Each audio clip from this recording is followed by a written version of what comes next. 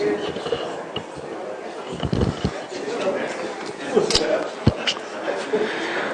like to call to order this committee of the whole meeting of the town of Saugeen Shores, and I extend a welcome to everyone in the council chambers this evening.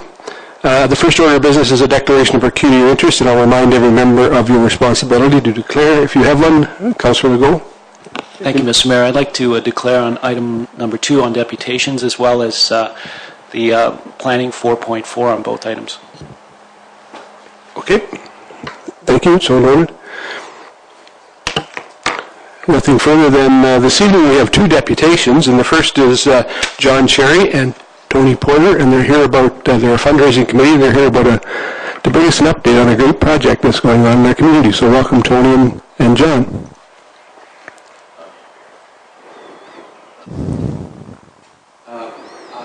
Just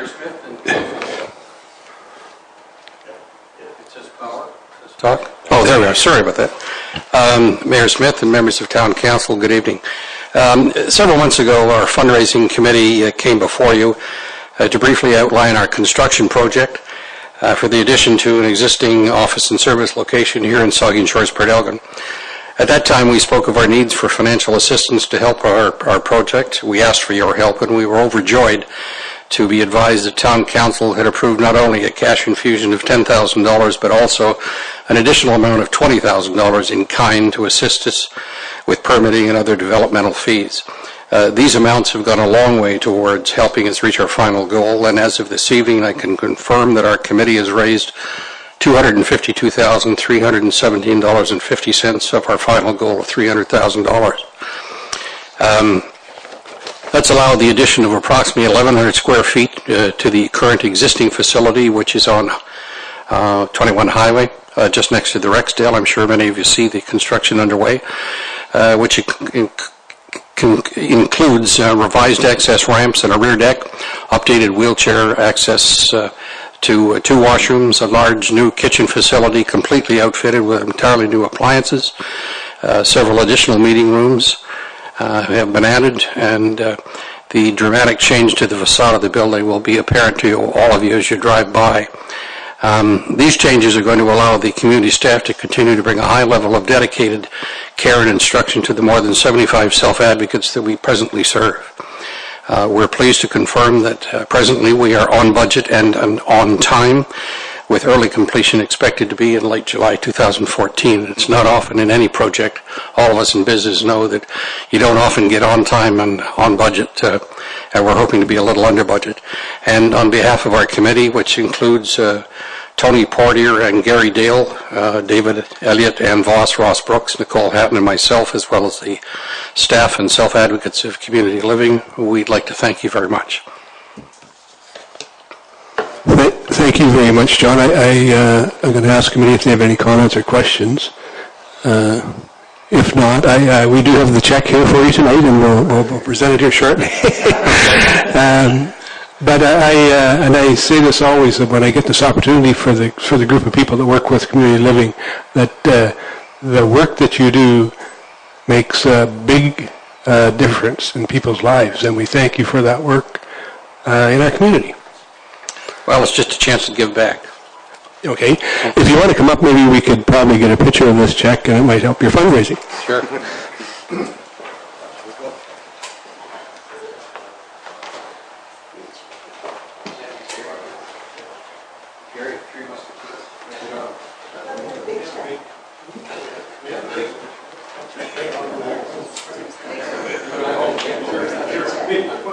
Don't give him the real one, give him the big check.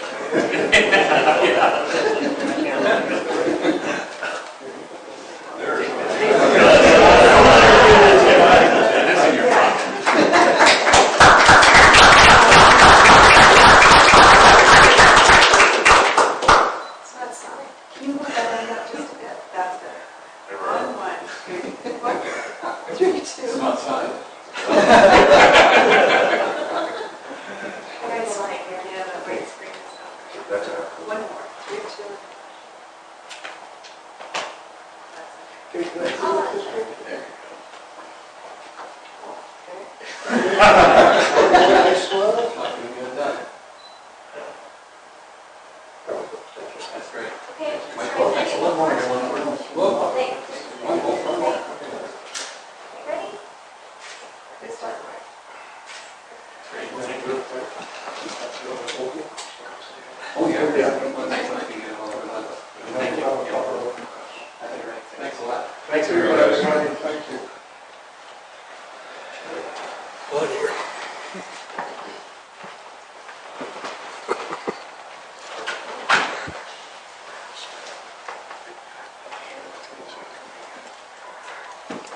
Our next deputation is Donald Beback, and he's here about a site plan for the Harveys Swiss Chalet. Welcome, Donald.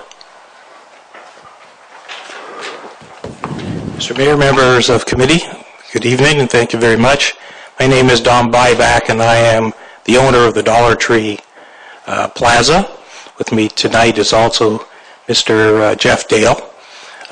We've worked diligently with staff over the last many months, and I just really wanted to indicate our acceptance of the staff report. We hope we can move forward and get the shovel in the ground as soon as possible. We're here to answer any questions that you have them. Otherwise, thank you very much. Thank you, Donald. And I'll go to committee. Any questions for Mr. Beback? Sorry about that. That's okay, no problem. I'm called lots of things. Vice Deputy Regala. Just a comment. I got a chance to look at your site plan and your landscaping plan, and it looks good. It will be a tremendous improvement over the asphalt that's there now, and I look forward to seeing it as it lays out. So, way to go, and way to go to staff for putting that together. Thanks, guys. Any further?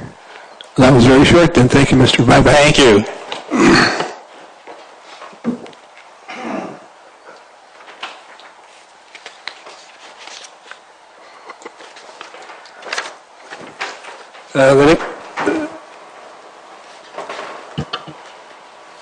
The next item on the agenda is a general government staff report that has to do with the Port Elgin BIA street furniture, and I believe our CAO will present the report.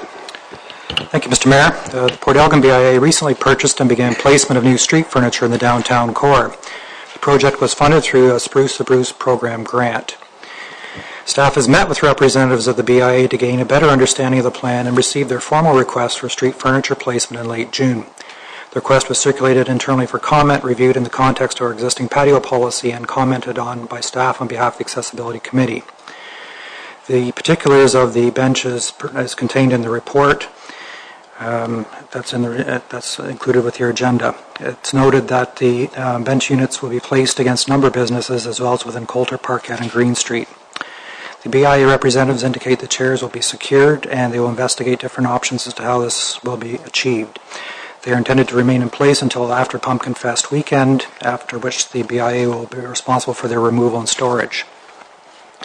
Through the circulation internally, a concern was expressed regarding the encroachment of each unit as it will infringe on existing sidewalk space, which is limited in some areas. The BIA has responded by indicating they will be able to maintain at least a 2-meter minimum travel area around each. The Accessibility Committee reviewed the request at their meeting held last week.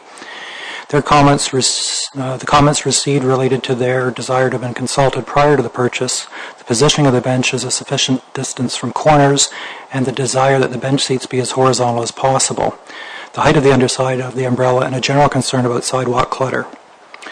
The town's existing patio policy requires umbrellas of this nature to be wholly contained within a fenced area. The intention of the policy requirement is to minimize the risk of inadvertent collision of the passerby and to help provide a means of securing them both during and after business hours. Given the commitments of the participating merchants to provide a similar level of oversight for these units, it appears the intent of the policy will be complied with, notwithstanding that they don't meet the fencing requirements as proposed. The umbrella and base units will be removed daily, so they will not remain on the street after normal business hours, thus further minimizing the risk of vandalism or damage. As well, the height of the units they have purchased is such that the risk of injury through a pedestrian collision is minimal, although that risk and resultant liability to the town does still exist. The planning consultant retained by the town to undertake the Southampton Streetscape Plan conceptually supports broadening the existing patio policy to increase opportunities for similar initiatives to occur where they can be undertaken in a safe manner. To be successful, this venture requires the continuing cooperation of the BIA membership. The town will monitor the success of the bench placement and the deployment of the umbrellas if the requested policy exemption is approved by council to ensure that the risk to the public is minimized in the manner described in the report above, Mr. Mayor. And there's no direct financial implications to the town in this respect. So staff are recommending that an exemption be considered. Thank you. Then the recommendation is that council supports an exemption to the patio policy requiring that umbrellas be wholly contained in an enclosed area in order that the BIA may be permitted to place street furniture comprised of benches with an integrated umbrella unit in the downtown core of Port Elgin. Comments, questions? Councillor Huber. Thank you, Mr. Mayor. Larry, I just wonder if you could clarify what, and maybe you don't know, but what was meant when you have a comment in here that the benches were to be as horizontal as possible. Is that, what does that mean? The seating area of the bench should be horizontal, so it's easier for people who have difficulty getting in and out of chairs to get out. So the fact that they're reclined at the back makes it difficult for people to get out in some circumstances. What I thought it might have meant was, because there's also a comment in here that they're, I think, going to be positioned against buildings. Is that sort of the intention?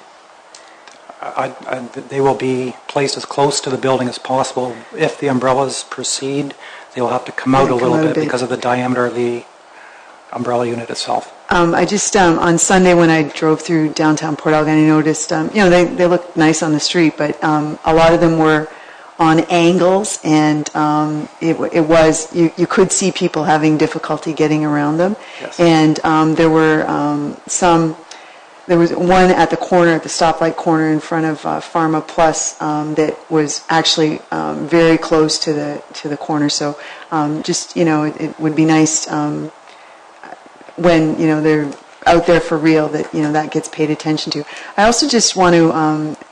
We have made a comment to Spruce the Bruce that because there's been a couple of items this recently where funding has been given for elements that have something to do with the town, but we're kind of getting them after the fact. Has a comment been made to Spruce the Bruce that it would be a good idea to get some buy-in as the process is unfolding, rather than after funding has been allocated and materials already purchased? Through you, Mr. Mayor, that was a long subject of conversation at the Downtown Revitalization Committee meeting before the last one, and we had hoped we'd made some progress in that respect. Thank you. Councillor Huber. Thank you, Mr. Mayor. A couple questions, Larry. Are those the final locations for all the chairs that we see out there, number one? And have we had any negative comments about the chairs from the public? I don't believe those are the final locations, because there are 3 proposed for Coulter Parquet, and the one that was just spoken to about the pharmacy, I believe, should be relocated around the corner on Green Street at some point. But as my report says, it's going to require the continuing cooperation of the BIA to see that it gets put in the right spot. And in terms of comments, no specific negative comments that I've received yet. Okay. Once the final positions are established, can you send that out to us? Or? Yes, there's actually a map that accompanied the request a few weeks ago, and we can circulate that. Sounds good. Other comments, questions? All in favor of the recommendation? That's carried. The next item on the agenda is Environmental Services and Transportation Staff Report, and it has to do with High and Grosvenor Street Trial Program, and again our CAO will present. Thank you, Mr. Mayor. Mr. Doyle is absent tonight, so he's entrusted me to communicate all the technical things necessary here. So as part of the Southampton streetscape planning process, staff and the town's consultant are considering options to improve various locations in the downtown core for its users. One particular area of interest that has been identified by residents is the intersection of High and Grosvenor for its difficult north and south pedestrian crossing. In an effort to develop practical solutions for that intersection, the consultant has developed a temporary bump-out plan which is attached to the staff report that can be implemented at the intersection on a trial basis. This plan includes a painted and delineated bump-out that extends to the limit of the current parking lane and significantly reduces travel distance for pedestrians crossing High Street. The walking distance for pedestrians will be reduced from about 20 meters to 10, and the bump out area will also permit pedestrians to have an improved sightline from a protected area. The installation of the bump outs may require the removal of one parking spot on High Street and some realignment of the spaces on Grosvenor. Town staff, if the report is approved, will monitor the bump out and the feedback from residents. This information will be used to evaluate the merits of the treatment and aid with future recommendations. Staff has received support from the layout from the Downtown Merchants Group, 2 local businesses on the affected corner, and we've also advised those on the Downtown Revitalization Committee and the proposed future Southampton BIA. We've only received positive feedback from those groups we have communicated with. The installation of the temporary measures will be a relatively minor project that we can do mostly internally. So in terms of finances, there are some residual funds in the capital account for the Southampton Streetscape Plan, which we believe can be used for this project. There's about $14,000 there, and this would consume about $6,500. Mr. Mayor. Thank you. And the recommendation is that Council authorize the installation of a trial bump-out design in Southampton at the intersection of High and Grosvenor. Comments, questions? Councilor Legault, then we'll go over here. Larry, how many parking spaces are we going to lose with the trial? One. Just one? In front of the Walker House? CIBC, I believe. Really? See, the way the picture looks, it looks like there'll be some in front of the Walker House as well, but it doesn't actually take in parking spaces. No. Thank you. Councilor Hubert. My question was also about parking, and again, my reading of the drawing, there's more than one going to disappear, and I just really want to confirm that because in front of CIBC, it's handicap parking, and the one that's the furthest or the closest to that intersection by the post office is also a handicap spot. You're telling me that that one's not being affected? It looks like it is in the drawing. Mr. Doyle's committed no handicap spots will be affected. Okay, and the bollards that would be put in place will not impact anybody, using those spots that are abutting right up against this? Correct. Okay.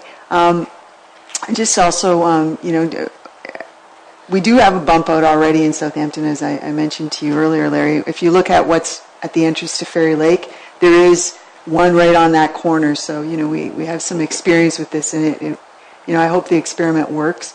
And do you have any sense of when it will actually be implemented? I understand that material will take about 3 weeks to acquire, so we're hoping it will be in place as early as August as we commit. Councilor Shildroth. Thank you, Mr. Mayor. I'm certainly in favor of trying this, and when I looked at the first map, and I pictured myself driving on Grosvenor Street, I asked why, or what things would be in place to make that crossing actually better for the traffic flowing north and south. I think the traffic that's going east and west, I think that's a great improvement. But I'm still concerned about that one, the other corner, if you want to call it that, Grosvenor Street.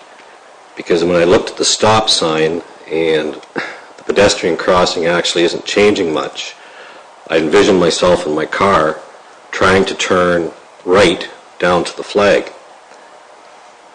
And I just can't picture myself seeing that corner much better. So I'm glad to hear that there's some safety concerns being addressed, but and I'm not disagreeing with the trial, but I really think we should reconsider where the bump out, or not the bump out, but the crossing of pedestrians takes place when you're heading east and west. I struggle with that, but I'm prepared to support the recommendation. Thank you, Mr. Mayor. Thank you. Deputy Mayor Charbonneau. Thank you, Mr. Mayor. And I think it's clear that there are still some unanswered questions, and that's why it's a good idea to do this trial. I think I just wanted to make the comment that at the table that I was sitting at the Southampton Streetscape meeting, and I know a number of you were also there, this intersection and the concept of doing a bump out there was something that was really supported. I mean, everybody really wanted to see something done at this intersection and see an improvement made for pedestrian crossing at this intersection. So I'm really excited to see that staff has picked that up so quickly without even waiting for the streetscape plan or any report. And you know, we've had an interesting and a pretty productive relationship with this consultant on a couple of things, sort of that we're working on in tandem with the streetscape plan. So it's you know, that whole process is working really well, and it's starting to generate practical solutions to some problems that real people on the ground actually have in Southampton, and concerns that they really have about parts of that streetscape. So I just really wanted to say thank you to staff for picking that up so quickly and seizing it and deciding to implement something. And it's going to be good to see parts of what people are talking about start to appear down there just as soon as possible. So really well done, and I'm looking forward to hearing the results of this. Larry, maybe a question quickly. Does staff intend to report back to council at some point about this with regard to how it's working, or to make it permanent, if it works to make it permanent, or if it doesn't, to alter it? I mean, I assume we'll be hearing about it, and sort of in what time frame will staff be using to assess the trial? How long will it be a trial, I guess is the question.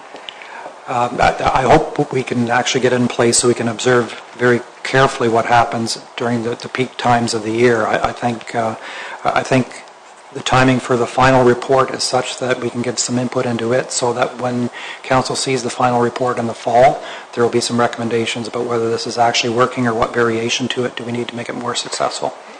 That would be ideal. Sorry, Mr. Mayor, that would be ideal if we could have some data to back up and actually maybe put something more permanent in the long-term plan. Thank you, Mr. Mayor. Thank you. Anything further? Councillor Seaman. Thank you, Mr. Mayor. Yeah, a couple questions. The ballards, are they like a polymer product, or they're not steel? Correct. So if a bicycle bounces into them, they do bend and swing back and forth. The other question, the turning radius, trucks coming down High Street, turning right or north or south on Grosvenor, this is going to impede their ability to get around the corner.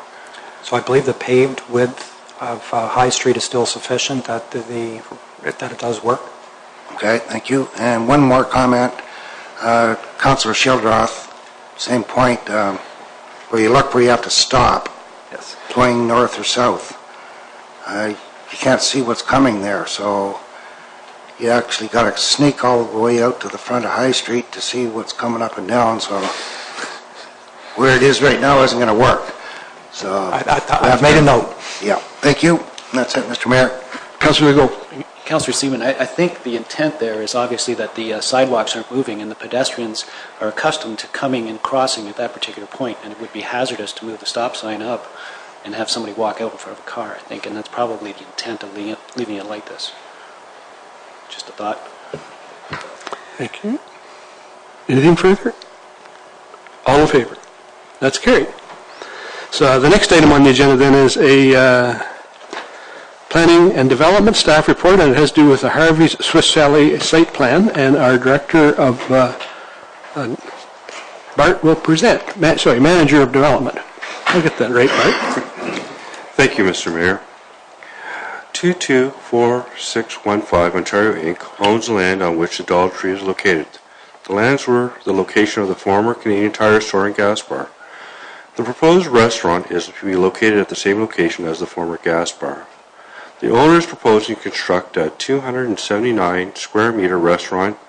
Site improvements include enhancement of landscaping and building design consistent with the town's design guidelines. Outstanding issues include the provision of securities prior to the execution of the agreement, improvements for stormwater management, and the addition of landscape enhancements on the northern perimeter of the site and around the drive-through. Development also is subject to appeals provisions of the Committee Adjustment Decision permitting landscape open space to be 21%. The zoning bylaw requires 30%. The appeal period ends July 24th, 2014. It is recommended that the Council proceed with the compelling site plan agreement once all the remaining issues have been addressed and the appeal period has lapsed without any appeals being submitted.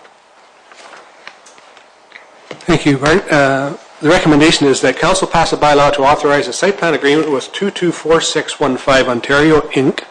for a new restaurant once the outstanding issues are addressed by the owner. Any questions or comments? All in favor of the recommendation? That's carried. And another one for Bart. I better wait. Thank you, Mr. Mayor. Home Hardware has acquired lands to the north and Just south. hang on a second, Bart. That's right. Marshall? Sorry, my records didn't reflect that he cleared on both. Oh, did he? Oh, okay. Sorry. Sorry. So go ahead then. Yep. Home Hardware has acquired lands to the north and south of its existing store location in order to accommodate a proposed expansion. The owner is proposing to construct a 930 square meter retail store expansion, a 576 square meter expansion to the lumber storage building, and a 5,831 square meter open storage for building supplies. Site improvements include enhancing landscapes consistent with the town's design guidelines. Comments from the neighbors indicate concern with landscape buffering, noise from existing activity, and odor from existing activity. The noise concerns neighbors indicate trucks delivering building supplies are noisy. The owner has proposed to relocate the existing unloading areas away from the residential properties to the west. This should improve conditions. Odor. Similarly, the odors from diesel truck operation can be a nuisance to the existing residents. In proposing to relocate the existing unloading areas away from residential properties, odors issues should be reduced. Buffering. Landscape buffering along the boundary with the residential properties can be enhanced further. In addition to the proposed fence, a 3-meter grass strip, additional improvements to screening may be made. Outstanding issues include improvements to stormwater management and additional landscape enhancements. The development is also subject to the appeal provision of the Committee of Adjustment decision permitting landscape open space to be 15%. The bylaw requires 30%. The appeal period ends July 24, 2014. It is recommended that the town proceed with the compelling site plan agreement, and once all remaining issues have been addressed and the appeal period has lapsed without any appeals being submitted. Thank you, Bart. Then the recommendation is that Council pass a bylaw to authorize a site plan agreement with Home Hardware Stores Limited for a retail store expansion and a lumberyard expansion once the outstanding issues are addressed by the owner. Any questions or comments to this one? None? Then all in favor of the recommendation? That's carried.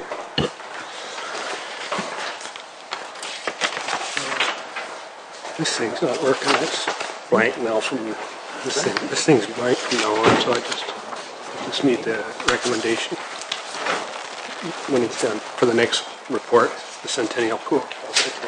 Okay. That's fine. The next item on the agenda is Community Services, Parks and Recreation report. It is a staff report to do with the Centennial pool tank repairs. And Larry's going to present. Again, our director is away this evening, so I get double duty. Mr. Mayor, Council approved $150,000 for the capital project as part of the 2014 budget. In moving forward, staff investigated various options for the tank repairs best suited for the facility and has recommended a fiberglass coating liner application be approved. 3 methods were investigated, and as noted, this one seems to be the best one in staff's opinion. And in doing the evaluation, that they looked at price, warranty, time frame for the application, the shutdown required, and the life expectancy. The evaluation indicated that fiberglass liner application was the best suited option, and then they began work on the companies that could undertake this type of exercise. Staff contacted 10 commercial pool companies, and Watermain Canada is the only company available in Canada to install this application. As part of the evaluation, staff took trips to other facilities where this type of repair has occurred to assess the product itself, the quality of the work, and durability. As a result of substantial water loss within the pool basin, earlier this spring, staff contacted two companies to investigate and report on possible causes.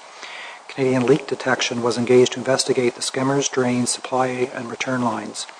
Their comprehensive testing and subsequent report indicated that all 6 skimmers require replacement, and that should take place prior to the coating installation. We note that there were 2 temporary fixes completed at the time of their inspection, and water loss stopped immediately thereafter. Staff recommends this firm be engaged to complete the permanent repairs. Therefore, Mr. Mayor, staff is requesting the Council approve 2 single-source contracts. One, the skimmer replacements to Canadian Leak Detection for $32,000, and there's a time frame for them to be in work later this month. And then the fiberglass coating to Watermaid Canada for $82,458, and that would start September the 8th. Both representatives from both firms have, in fact, been at the pool and are comfortable with the time frame for the project, and they have completed our requirements and are on our contractor list. And as noted, the total is $117,858, and we remain under budget at this point. Thank you. The recommendation is that Council authorizes staff to single source the replacement of the 6 skimmers at the Centennial Pool to Canadian Leak Detection at a cost of $32,000, and further that staff single source the fiberglass liner application for the pool shell to Watermaid Canada Inc. at a cost of $82,458. Questions, comments? Councillor Schulroth. Thank you, Mr. Mayor. Just to confirm then, the first work's going to be August 25th, and the second job is going to be completed about September the 22nd. So we're looking at, what, 4 weeks? Are we looking at a week ahead of that and a week behind that? So for a total of 6, perhaps, that will affect pool programs?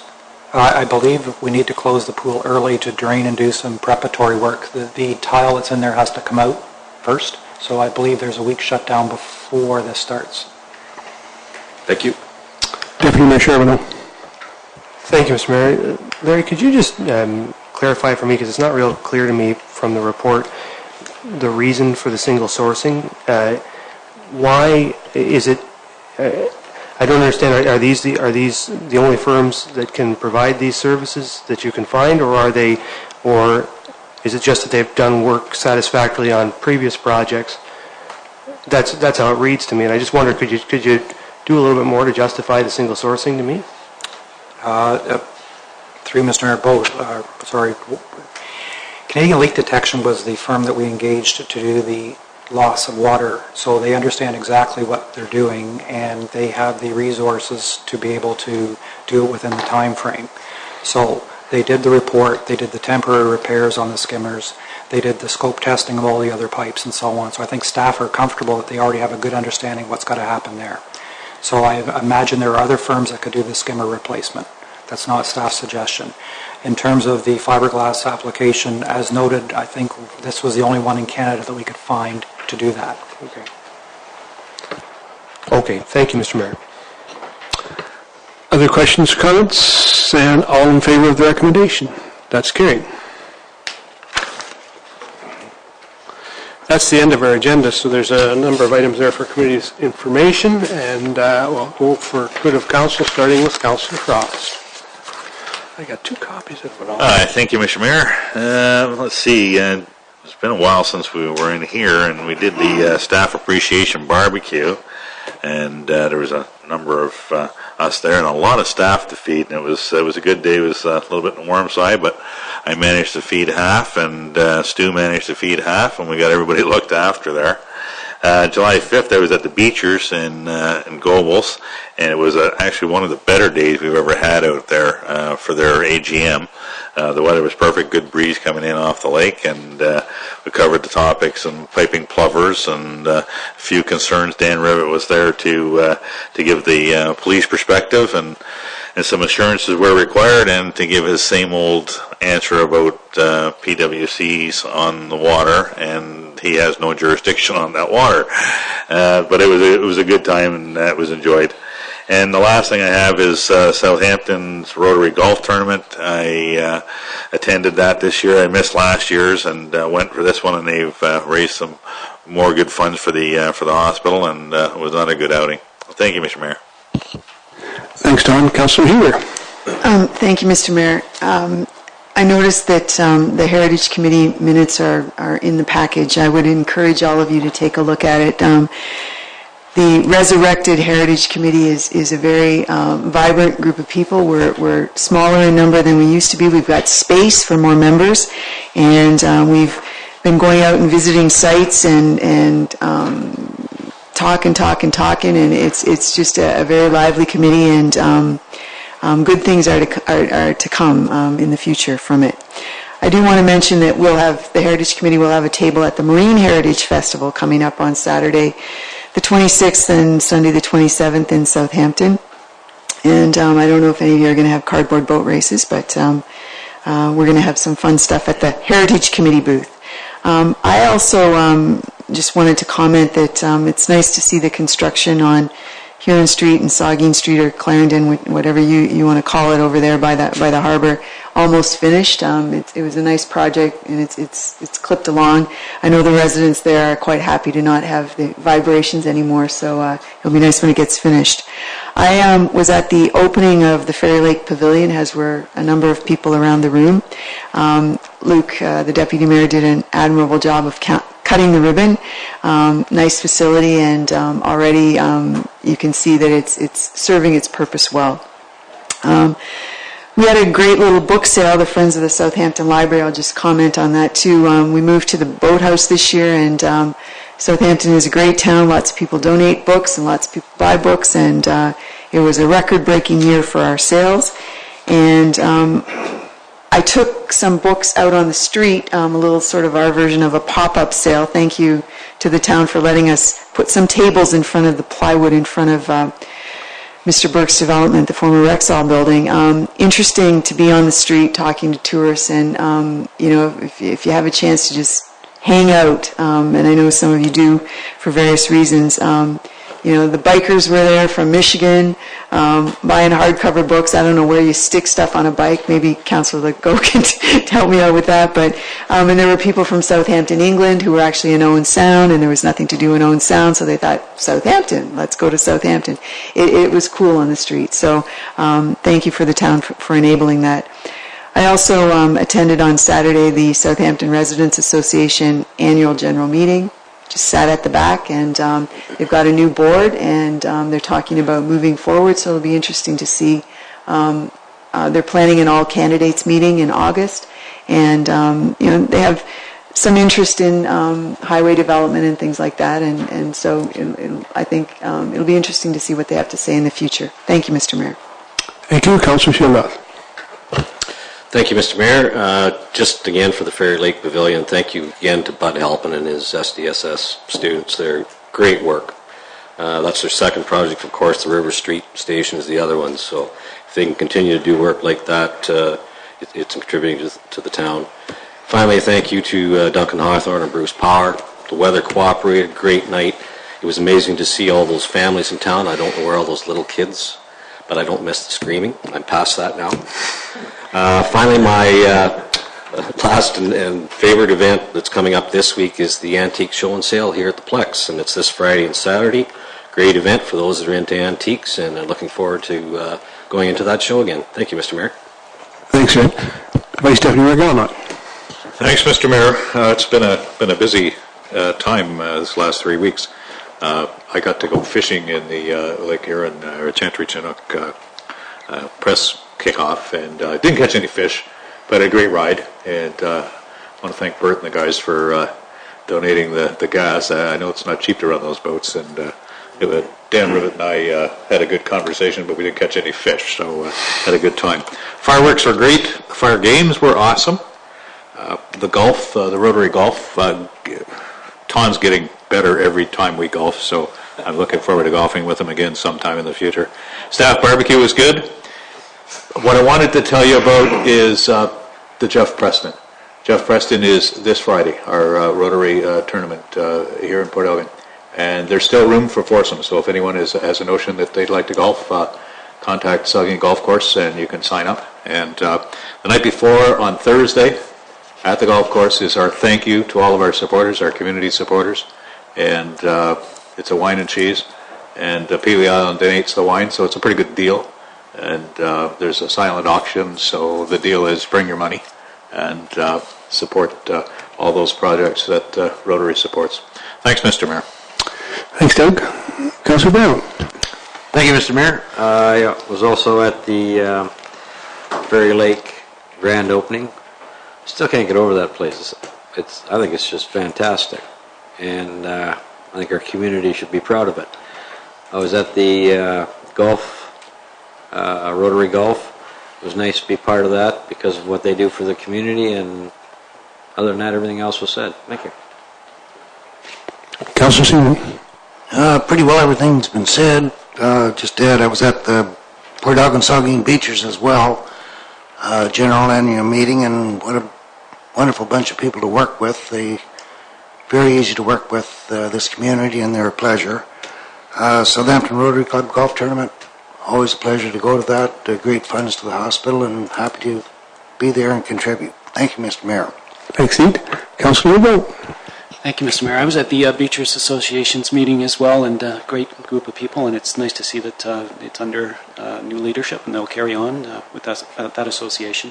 I also had the opportunity to drop by the beer store on Saturday, and two young athletes that are trying to raise money to go to France to compete in the life-saving event that's taking place there. Dan Wilston and Madison Ashton. So they had a bottle drive at the beer store, and I have their phone numbers here, and I invited them to do a deputation at council. So hopefully they'll contact Linda for the next council meeting and bring their comments to council and tell us what they're doing. Thanks. Thanks, Marcel. Deputy Mayor Charbonneau. Thank you, Mr. Mayor. Yeah, lots of the stuff that I did has already been mentioned, so but I appreciate the opportunity to participate and speak in both the AGM and the Ferry Lake Pavilion opening. Sometimes the mayor goes away and lets me have some fun, and I appreciated that. The other thing I wanted to mention was the Port Elgin and Southampton toolkits for the branding exercise that we're going through have completed what we think are likely final revisions. They're now going back to the stakeholder groups and being looked at again and checked and cross-checked, and they'll be coming back to DRAC later this month. And if they are approved at DRAC, you'll likely be seeing them here very shortly thereafter, possibly in August. So just for your information, that work continues to proceed and is going well, I think, and hopefully it will bear fruit shortly. Thank you, Mr. Mayor. Thanks, Luke. I just thank you for filling in for me. I did have an enjoyable week on vacation with my family, so it was quite nice. I have nothing else, but before we adjourn, Marcel, you declared a conflict, and we just need to know for the minutes the general nature, just in a general way, what the conflict is with those items. Victor? Obviously, on the franchise for the Harveys for Chalet. Okay. Is that it? There's a second item. Yeah. Peter and Jill Goche have been friends of ours for quite some time, and there's been some issues over the site plan. I felt it necessary not to participate. Okay. Thank you. Thanks, Marcel. I didn't mean to put you on the spot. I just forgot it earlier. Motion to adjourn. Doug and Fred, all in favor?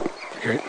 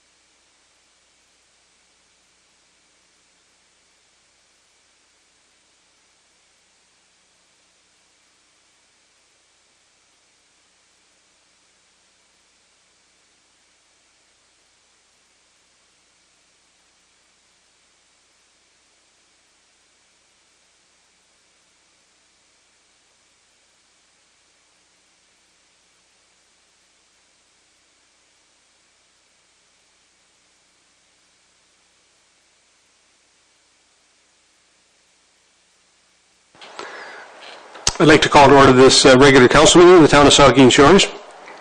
And the first order of business is a declaration of pecuniary interest, and I'll remind each member of your responsibility to do so if you have a conflict. Nothing, then the next order of business is adoption of minutes, and it's been moved by Councillor Seaman, second by Councillor Brown, that council adopt the minutes of the council meeting of June 23rd, 2014 as presented. Any errors, comments? All in favor? That's carried. The next item is the committee of the whole minutes, and it's been moved by Councillor Frost, seconded by Councillor Huber, that council will note and file the committee of the whole minutes of June 23rd, 2014. Any comments? All in favor? That's carried.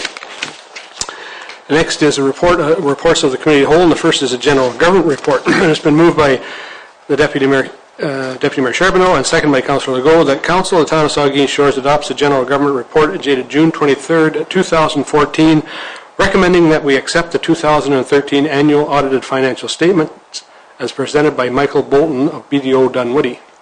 Any questions or comments to that? All in favor then? That's carried.